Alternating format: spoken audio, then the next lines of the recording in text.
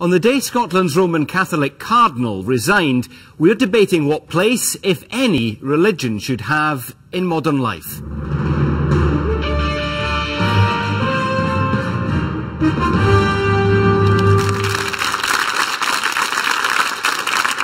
Hello and welcome to the second in a series of special Newsnight Scotland debates. And when we chose the subject of tonight's discussion, we couldn't have imagined just how topical it would become. First, the Pope resigned, and then this morning, Scotland's Cardinal Keith O'Brien resigned amid claims of inappropriate behaviour over which he's seeking legal advice. We'll be discussing the consequences of the Cardinal's decision in a moment. We'll also be looking at the wider issue of the place of religion in modern Scottish life. Some argue it's being squeezed out by aggressive secularism. Others say organised religion has no right to impose its view on a largely irreligious society.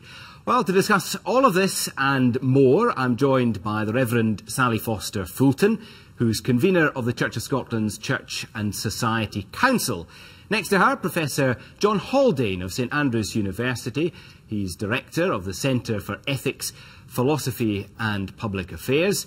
The Green MSP Patrick Harvey, who's also a member of the National Secular Society, and Harry Reid, a former editor of the Herald newspaper, who's writing a book on Scotland's relationship with religion.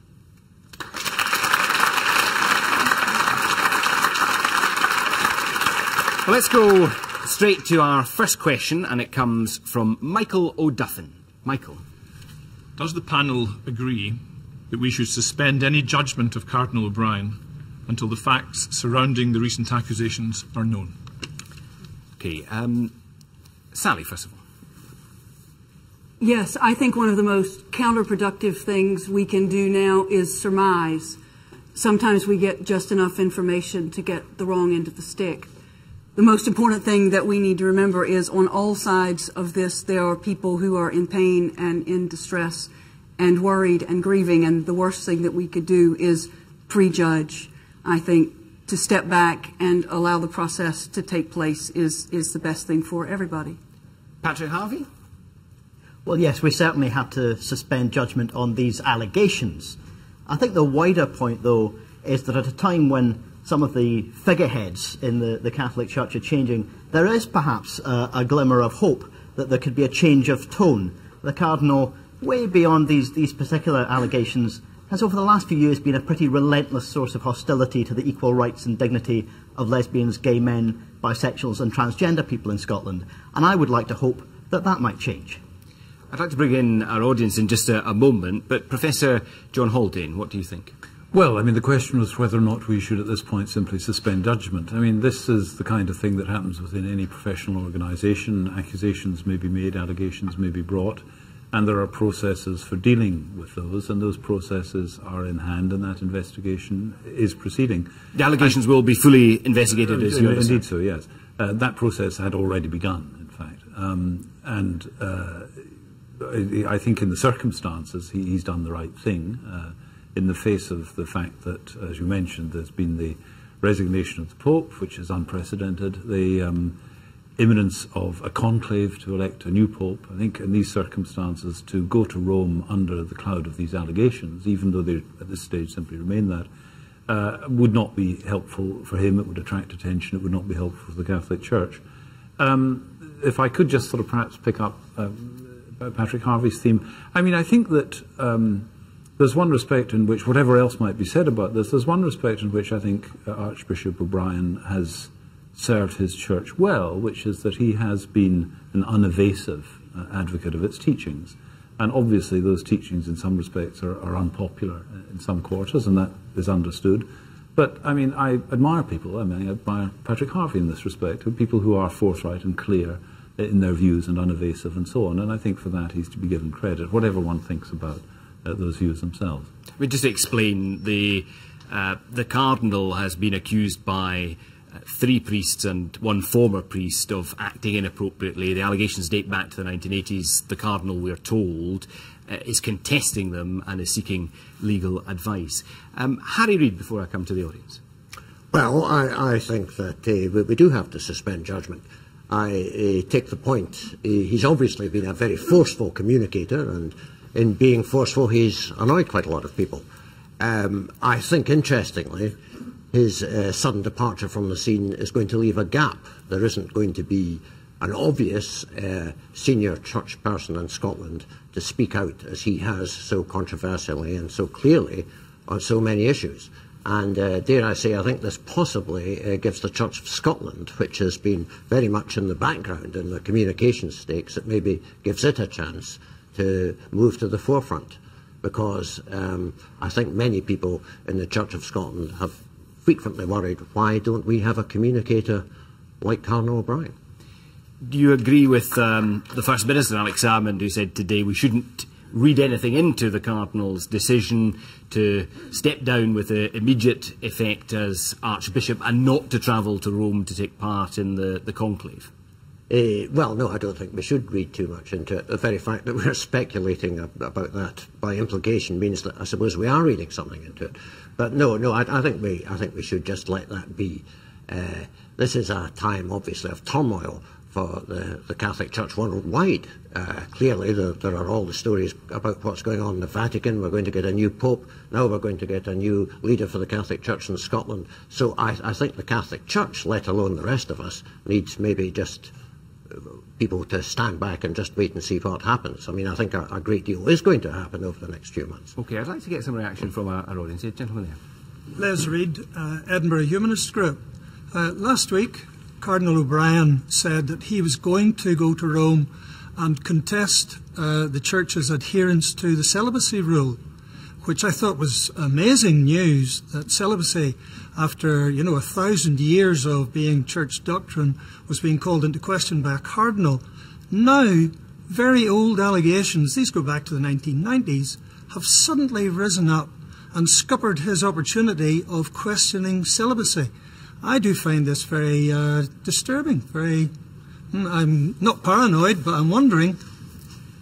OK, I would like to bring in a follow-up question. Bob Grant from Glenrothes. Where are you, Bob? Does the loss of a Pope and a Cardinal within a few days indicate the start of a new beginning for the Catholic Church, or is it the beginning of its final demise? Professor John Haldane, you're also a papal consultor. Is that the right terminology? What do you think? Well, I don't think there's any chance of the Roman Catholic Church going into demise. I think it was the historian Macaulay writing in the last century spoke of how it was that when the last stone of St. Paul's had fallen, still the Catholic Church would be present and so on. Look, it's been around with us in its current form for 1,700 years. It's going to be around with us for a very long time. 1 in 6 of the world's population are Roman Catholics. This is the oldest institution in the Western Hemisphere. So I don't think it's going anywhere, but it is undergoing transformation, there's just no question of that. Partly, I mean, the Vatican itself is a Renaissance court. I mean, it's run on a basis that might have made sense in the 16th century, but certainly doesn't make sense in the 21st century. So very clearly, one of the things that a new Pope has to do, and this is overdue, is really reform the internal organisation and structure of the Church, and I think that we will begin to see that. If I could just go back to the earlier remark, about the question of celibacy. In fairness, it was not, what he had said was not that he was going to go off to Rome, as it were, to challenge Rome over this question. It was that he expressed his view on the question of celibacy. I myself did so in an article a couple of months ago that occasioned some surprise that I, as a papal consultant, should be doing that. But Pope Benedict himself had raised this question when he was Cardinal Ratzinger and so on. It is a matter that's under discussion within the Church. I think if I may say, where the Cardinal, and he remains Cardinal, but where the Cardinal erred, I think, was in saying that what might be considered or should be open to consideration was the idea that clergy could marry. That was never part of the Western Christian tradition, or indeed the Eastern Christian tradition. It still isn't within the Orthodox Church. What I think is open to discussion is the idea that married men might be ordained to the ministry. There's no possibility that members of the Catholic priesthood would be free to marry. That simply isn't going to happen. Okay, I want to stick with the point of the question just asked about whether, I suppose, the extent to which this is a crisis for the Church and whether it will lead to its demise. I'd be particularly interested to hear from you if you're coming at this from a Catholic background. Michael McMahon, MSP, what was the atmosphere like at Mass where you were yesterday? The same as it ever is. We listened to an articulate exposition of the Gospel from the local parish priest. He mentioned Cardinal O'Brien in relation to the statements around marriage to try and explain, as Professor Haldane had done, in case there was any questions that people might have had in their minds. But there didn't seem to me to be a great deal of turmoil or tumult amongst the parishioners. Do you see this as a dangerous moment for the Church, either in Scotland or around the world? Not in any great sense. I think there is a personal tragedy has been said. Either victims have been identified or the Cardinal is himself a victim. And it will remain to be seen what comes out of this. But in the grand scheme of things, Church people will go on. In fact, I think for many people, the case that you practice your faith despite of the hierarchy rather than as much as a result of the hierarchy. So I don't think it matters a great deal in any individual Catholic's life. Okay, there's a gentleman on the back row. The Cardinal celebrated Mass in my church in Dunbar on Saturday night, and I spoke with him at the end, and he said to me that I was to keep on carrying the flag, and I think now, after what's happened, that message means a lot, not just to me but to all Catholics. I think it's time now for just ordinary Catholics to stand up and carry on carrying the flag. It's very important that we continue through this and get over this sad moment. How damaging do you think this episode is? It's very sad. It's come as quite a shock. And it is a very sad time, but I do think that we'll get through this. As Professor Haldane said, we've survived, for the last 2,000 years. So the Church, the Catholic Church, will still be here 2,000 years from now. So it will survive this crisis at the moment. I wonder what shape it'll be in. What's your perspective, Harry Reid?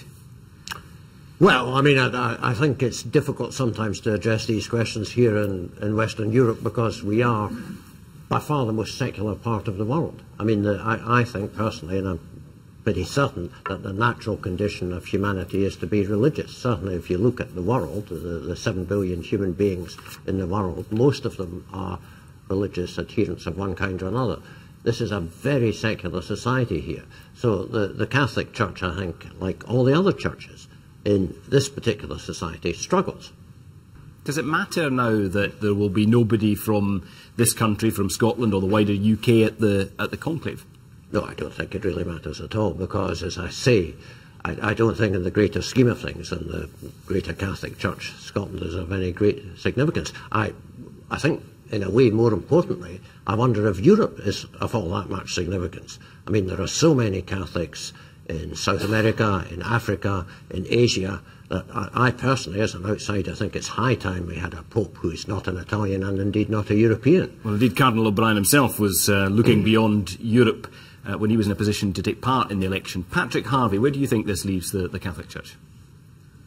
Well, as someone who's someone who's not at all religious and someone who actually is quite happy that we're becoming a more secular and less religious society, and I'm comfortable with that going further, it's probably slightly odd for me to be commenting on that, but I think it would be in some ways disappointing if the Catholic Church, which, as Professor Haldane says quite rightly, is still a very substantial entity in the world, didn't take this opportunity to start looking. I was hearing a little while ago about some of the very radical things that the outgoing Pope wrote when he was a younger man, things that I would have been completely unaware of when I was growing up. The Catholic Church didn't represent those ideas, that kind of radical agenda. We're in a world where many Catholics, including people very active in the Catholic Church that I've spoken to, are motivated by poverty and global justice and peace and humane treatment of asylum seekers in this country. And I think some of them feel embarrassed, actually, at the idea that their church is being represented with an agenda that's about finger-wagging, about who goes to bed with whom.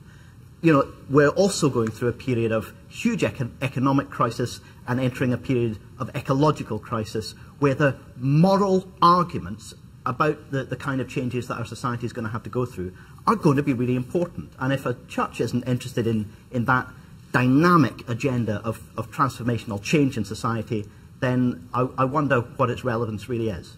Sally Foster-Fulton.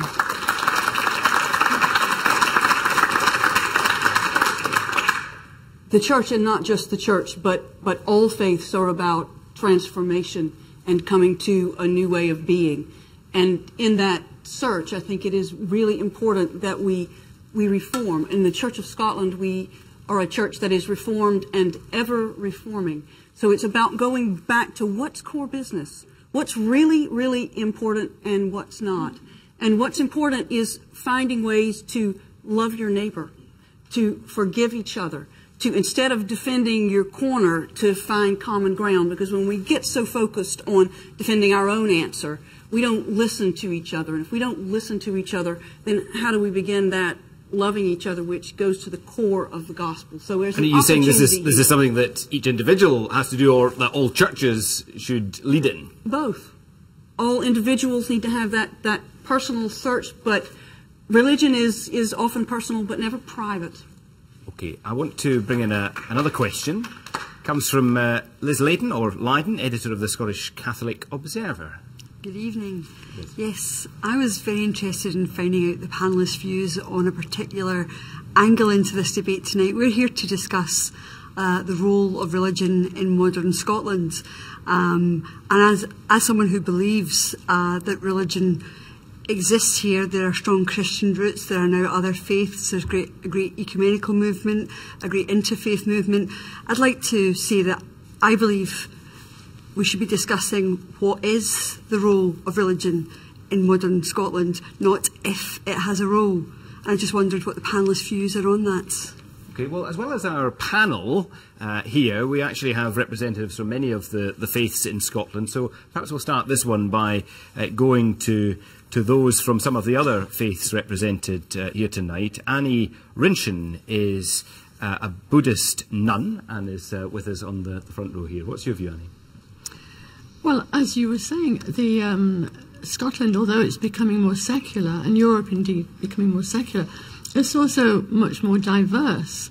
So religions like Buddhism, which is still a minority religion here, is still allowed to be here and is flourishing.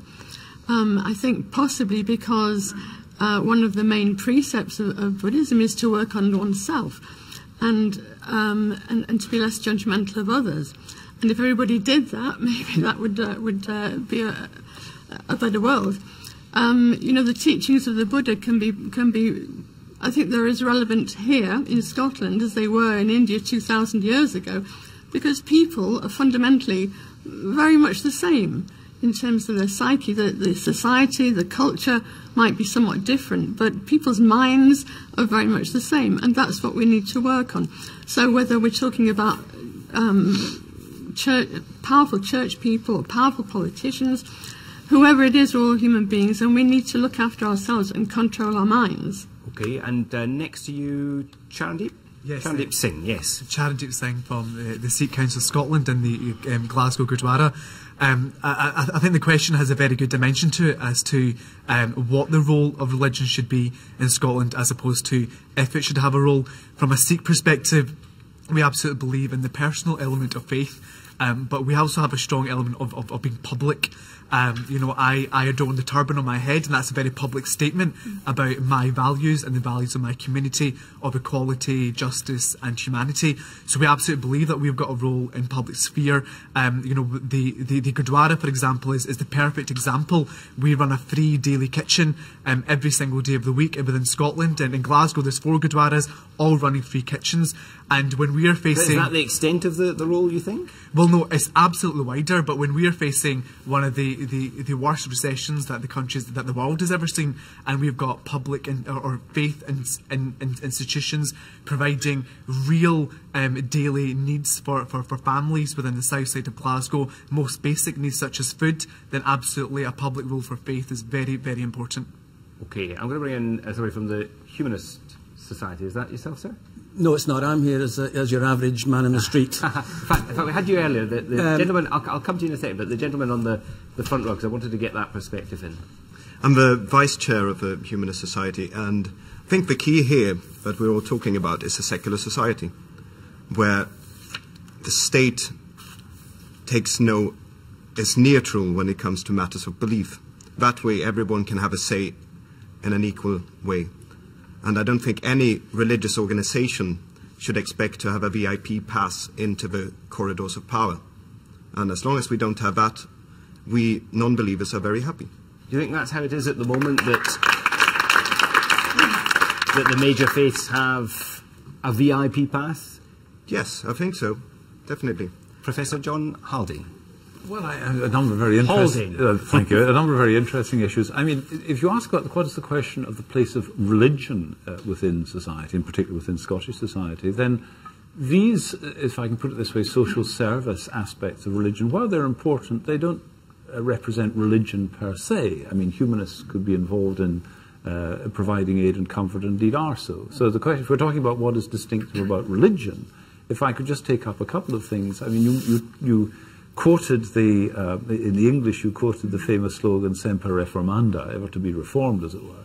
But that's a slogan that doesn't originate with the Reformation. And I think you said quite rightly, and I think this speaks to the interest of the Buddhist nun. This is an injunction directed within in every given individual, as it were, to examine oneself and to seek to reform oneself. But then the question is, reform oneself in the light of what, right? And presumably in the light of what one takes to be true. And this is where religion comes back on the scene as offering one account of what the fundamental truths are. Now, if I could just say very briefly, I mean, it seems to me religion's different in this respect. So Buddhism has a very particular take, and indeed so particular is it that there's even a question as to whether it's a religion or a philosophy. Judaism, for example, or both, or Judaism, for example, is very different. Judaism has its origins in the belief in a particular covenant between a particular deity, a unique single deity, and a particular set of people. And that is a quite different conception, say, to the conception that Christianity might have, which is a universalist faith and so on. What do you say, Professor, to the charge, I suppose, that was made by the secular society, that somehow there's a privileged position in policy-making terms? So I think there's a kind of an ambiguity in the notion of secularism. Sometimes secularism is heard of as, let us say, atheistic humanism or something of that sort, and of course it has that representation. But I take it the point that you were making concerns something like the separation of church and state, keeping apart these two forces and trying to preserve, to the extent that one can, the idea of the political as a neutral sphere. Now, I don't object to that in the slightest. I mean, if I may dare say it, the people who lost their VIP pass was the Church of Scotland when they became disestablished. The church that I'm a member of, the Roman Catholic Church, is not an established church, so it doesn't have a VIP pass in that sense. But look, let me bring in Patrick Harvey. He's smiling. I know not why, but I mean, you are a legislator. Do you get heavily lobbied by all faiths and none? Well, there's certainly, I wouldn't say it's so much heavily lobbied, but there's certainly a strong engagement, and that's not so easy to establish in relation to, who represents the people who don't have a religious belief or don't subscribe to a particular church. I think there is you're right, there is a difference between religion and church. And in a way, if the question's what's the place of religion, in a way nobody needs to pin that down and define it, because it is what it is. And people will either choose to subscribe or not. They will live either very, very deep personal commitment to their religion, or it'll be ticking a box in the census form once every 10 years, and everything in between. But what's the place of churches and religious organisation? I think that's different. And that does require a degree of secularism. And there's very little voice for those who don't believe in that mix. I'm very glad, actually, that A.C. Grayling, the atheist philosopher, is going to be addressing the Scottish Parliament in the next couple of months in the Time for Reflection slot, which, 9 times out of 10 or more is a religious speaker bringing a religious perspective, and that's disproportionate. Harry, I'll come to you in a second. There's a lot of hands up in the audience. I'll also come back to the questioner, but perhaps the person next to you, yes, gentleman with the blue tie. Yes, you. So, One row. we're hearing quite a lot about how interfaith dialogue is kind of the most radical we can be. It's all about how many religions we include in the public sphere. And that gives no respect to the I propose, large group of people for whom religion of any sort is not interesting. I'm Neil Barber, the media officer for the Edinburgh Secular Society, by the way. And I'm interested in this idea that the most radical we can be is to have lots of different sorts of religions in the public sphere, where most people don't want any at all. Okay, most people? Are you sure about that? A large percentage of people don't want any at all. Okay, now the lady on the end, in the row in front, yeah. I would just like to disagree with that. I think the secular voice, the voice of people who believe or choose not to believe in any particular God or approach God in that way, really are the ones that are having their voice heard in a disproportionate amount at the moment. Can you give an example? The reaction of the people who have faith here makes that example. I think the people who have been strident, there have been slogans on buses saying, you know, God doesn't exist. That is a strident voice in the media, and not in all parts of the media, but there are a lot of parts of the media where that is the dominant voice. And when you come with a voice of faith, it is treated with disdain. Thanks very much indeed for that point. Is the gentleman here? Yes, you, sir. One in front. Yes. The statistics on religiosity in Scotland up to 2009 that I was familiar with was stating that 40% of Scots were irreligious, non-religious, and in fact 44% male and 37% female. And what conclusion do you draw from those numbers? When you look back during the past 10 years and extrapolate it, you will see that by 2015, majority, more than 50% of Scots would be non-religious. That is in conjunction with the gentleman who said most. And it will be most in a couple of years' time. So where do you think then religion stands in modern society, and what role do you think it should have? I think the religion is something personal, and there are a variety of religions. I myself was Muslim, and there are a variety of religions. They have different rules, and many of these rules contradict the human rights rules. And we must make sure that the government, legislative, executive, and judicial powers, they're all neutral, and they treat all citizens equally, and no privileges for any religion. Okay, thank you very much. There with the glasses, yeah. I feel that the opposite is true in terms of especially politics with religion. If anything, politicians like to avoid religion. I realise that's because they maybe want to stay popular, but somehow I feel, I look to people of all religions because they have a certain courage to stand up for a belief that will not change, no matter who they're trying to please or what they're trying to please. So I think for a politician to say that they don't feel they've got a voice is ridiculous when our voices are ignored. Okay, I did promise to come back to the questioner. That was Liz from the Scottish Catholic Observer. Thank you very much. I think the panel and the audience have made a point about religion being a drive to reform. Every reformation to date has replaced something with something that was deemed to be better. I would like to ask the people who have a secularist belief in this audience, what are you bringing in to replace religion? Okay, I'm going to let that hang there for the moment because I want to bring in another panellist and then take another question. Harry Reid, you were keen to come in? Well, I was just going to make a rather, in a way, banal point, but if you look at the politics versus religion thing, the politicians are not very good at getting active members of their parties, and they're not even getting people out to vote. So I think it is important, just in this context, to point out that the Church of Scotland has 500,000 members, in a small country, and I would say at least 50,000 of these people are really seriously active members. So, I mean, I think we can overdo just how secular we are. I take the point that politics is politics, religion is religion, but I think religious people tend to be much better at joining up and getting involved than, quote, political people. And Sally? I think it's really important that we unpack what we mean by secular. I have absolutely no problem with a secular society which gives space for everyone of different beliefs and no belief to bring what they feel is important to the table. If there's a VIP pass, I wasn't issued with one.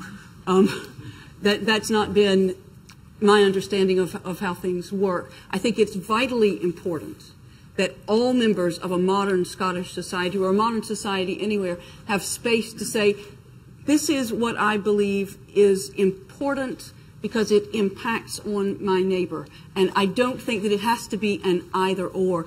We have a lot to teach each other if we'll listen to each other. And so I think there is a very big difference between a secular society and a secularist society which says there is no room for religion. That's making a choice just as much as the other way. Talking of teaching, another question. Dr. Alistair Noble is an education consultant.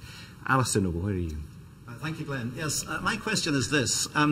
Since the European Convention of Human Rights gives parents a right to have their children educated in conformity with their philosophical and religious beliefs, should the government of modern Scotland not be encouraging greater diversity of schools, faith schools and other schools, so that parents have a real choice about the ethos in which they wish to have their young people educated?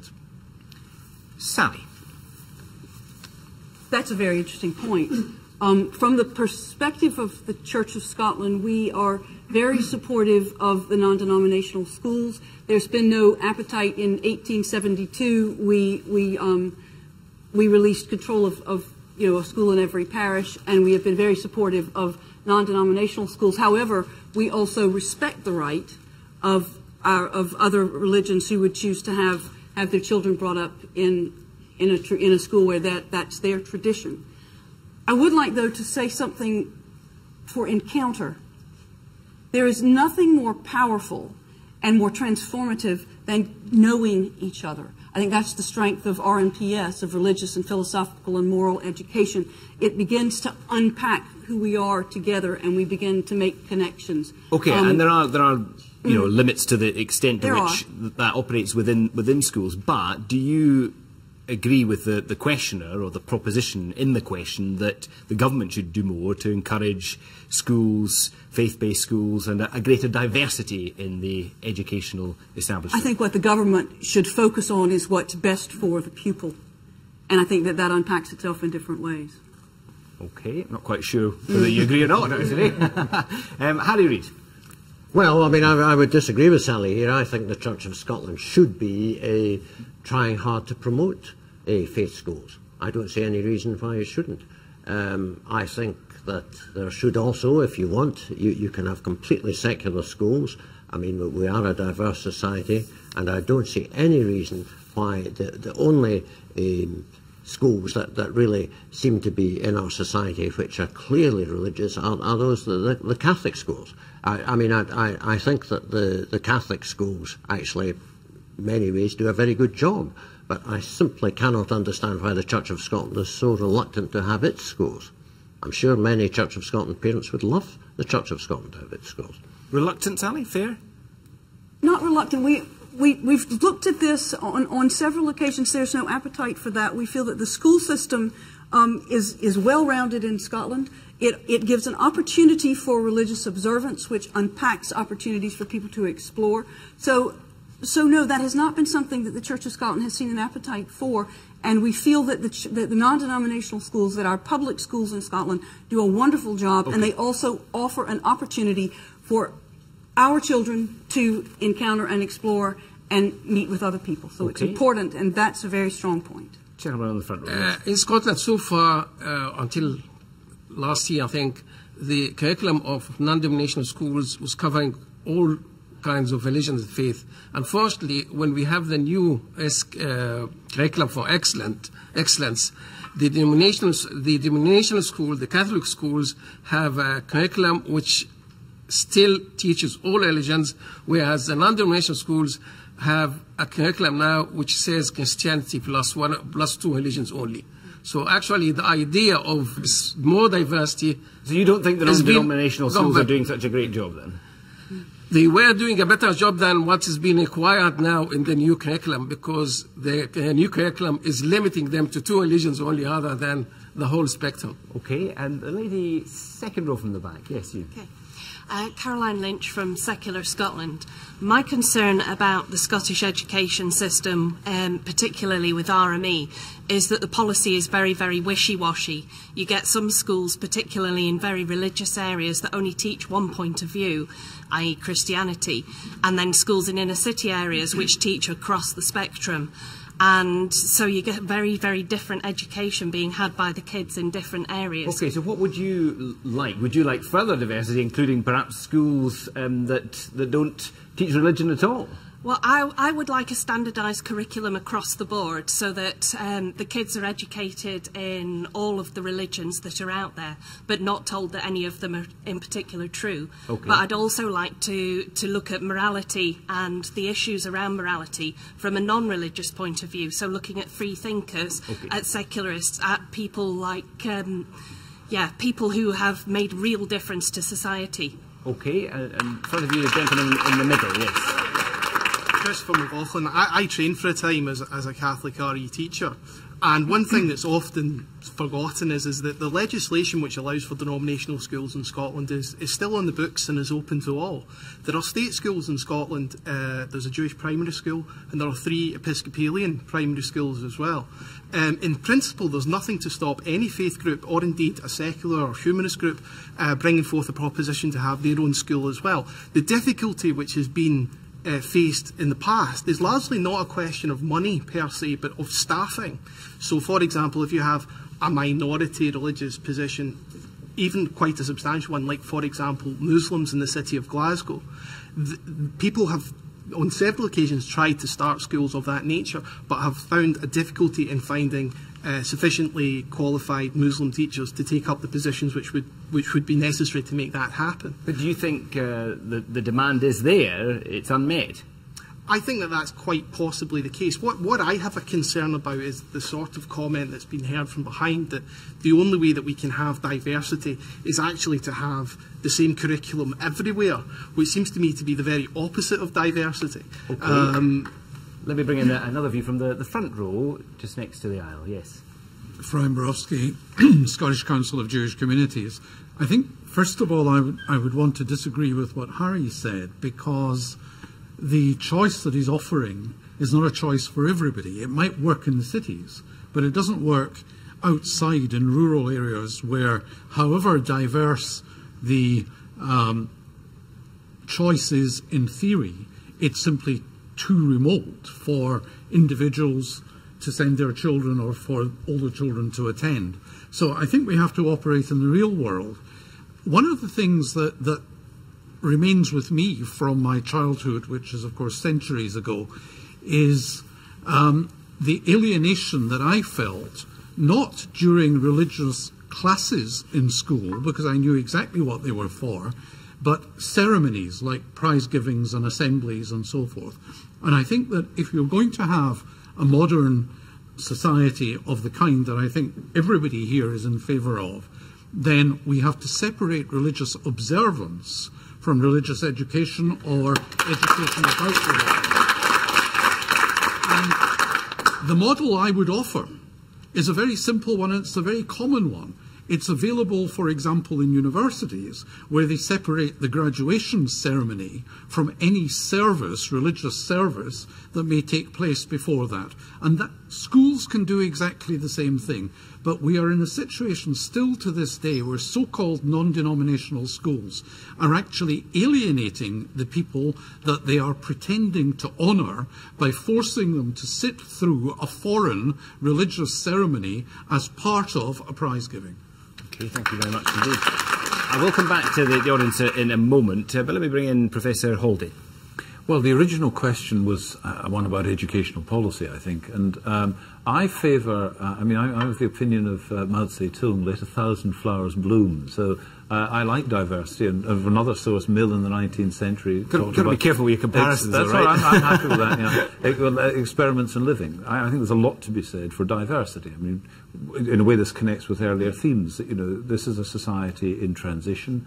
It's moved from a kind of monolithic shared idea of what human nature is and how we should live and so on. It's now quite diverse. I think it's entirely appropriate that diversity should be reflected in the education system. I certainly think we should have very serious reservations about the idea of state-mandated curriculum and so on. I mean, obviously there are certain elementary features of education that have to be present there.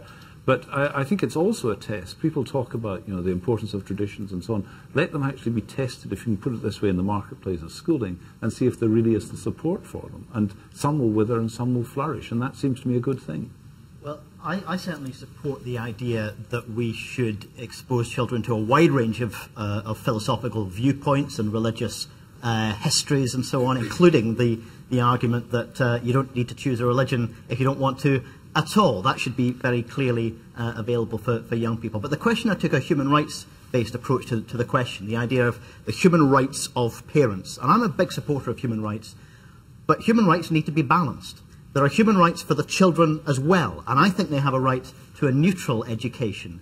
The danger, if we were to take this approach of just letting all these what you might call flowers, I'm not sure I would call them flowers, but letting all these experimental and different techniques be approached, we would see the threat of creationism in our schools. We'd see the threat of schools that refuse to teach sex education or gender equality. We'd certainly see more schools where things like homophobia are not successfully challenged. Okay, that would be extremely dangerous. I want to go back very briefly to the questioner, and then I'm going to move on to another topic. I'm sorry to say. May I respond to that? I think Patrick should recognise that we have Her Majesty's Inspectorate of Schools to ensure that precisely that doesn't happen. But I think we're skirting around the problem here. For many thousands of parents, faith and belief is fundamental to their life, and they would want that reflected in the education of their young people, which is a very important thing to them. I'm simply saying, why don't we encourage more diversity? Thank you very much. I know a lot of you want to come in on this, but we're into our last 5 or 6 minutes, so let me bring in another question. Leonora Blackhall, who's an education officer at the Society for the Protection of Unborn Children. Hi there. If Scotland fails to win independence in 2014, do the panel think that because end-of-life matters such as euthanasia and assisted suicide are devolved, that beginning-of-life matters such as abortion should also be? So should abortion be a matter for consideration by the Scottish Parliament? Harry Reid. Yes, I think it should be. By the way, I think we will get independence. Maybe in a minority at the moment, but seeing we've not got much time, I think it should be, yeah. It was quite controversial when the devolution settlement was being drawn up. It was given more consideration. Controversial than a lot of the other things we've been talking about. Professor Haldane. Well, the nature of that controversy at the time when the devolution legislation was being drafted was the concern of the then Home Secretary, Jack Straw, that if Scotland had legislative power over abortion, it would introduce more restrictive legislation, and so you would get cross-border traffic of people moving south to get abortions. I think he was probably wrong in that. I think it was an outdated assessment of where Scotland stood in these matters. I think it stands pretty much where the rest of Britain does. But certainly it should be. And whether or not, in fact, Scotland becomes independent, it seems to me that any further devolution of power should include powers over these matters. As things stand at present, it's simply incoherent because some things to do with fertility are devolved, some things are reserved, and so on. It's an incoherent situation. Well, I will also be arguing for a yes vote, but if that doesn't happen, this should be seen as a health matter, and health is devolved. And I disagree with the original decision, even in the context of current devolution, to keep that as a reserved matter. I suspect I also disagree with the questioner in terms of what I would like to see done with those powers. I would like to see an approach where all sexual and reproductive health services, including abortion and contraception, are widely available at high-quality services that are accessible and that respect the rights of women and men who need to access them. And I think that's the kind of agenda the Scottish Parliament would be likely to support. OK, I'll come back to Sally. But first of all, young man in the middle. When I was in the Scottish Youth Parliament, I am no longer, there was a motion passed by myself in support of euthanasia, and from that I would like to obviously say it's one of the first I've ever heard any motion being passed on euthanasia. But relating this back to abortion, because euthanasia is an issue that the Scottish Parliament but obviously the question is on abortion. I would like to say that many young persons in the whole of Scotland and in a modern society require and need choice, so therefore I would like to push that forward as well. Okay, I want to bring as many voices as I can in the final few minutes of the programme. Gentleman here has had his hand up for a very long time. Hi. Just a bit further over, yep. And to me, you asked the question around what's the purpose of religion in society today, and it seems to me from tonight's debate and from what's been going on in the press that it's to hold back change. Last week's example in the schools was the issue of we're now discussing abortion, sorry. No, it wasn't abortion, it was about... The question we're dealing with just now is on... pill.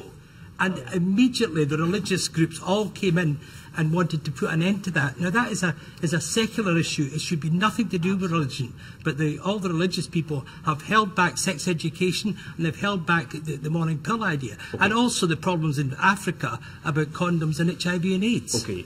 Can I have views on abortion as we enter our final few minutes? Yes. Derek McClellan, Secular Scotland. Everything should be about choice. Everybody in society should have a choice.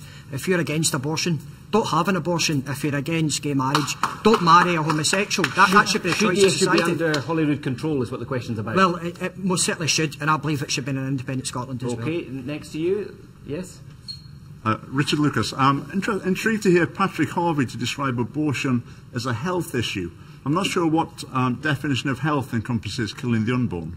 The UN the World Health Organisation's universal definition of sexual and reproductive health. That's what I would go on.